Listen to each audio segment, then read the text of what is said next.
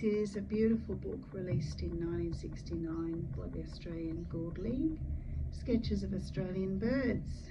Here is a lovely magpie, and it's encouraging a great appreciation of nature. We have these delightful colour illustrations here of some smaller birds, including a blue wren, space to make your drawings over here, and then it just goes through drawing out these lovely line drawings, say here of the night heron, and then the space below with the shapes to show you what to do, and then you've got room over here to make the drawing. And as we go through, there's even these cockatiels, a pink cockatiel, or now known as a galah.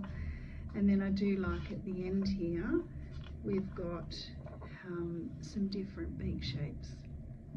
Beautiful.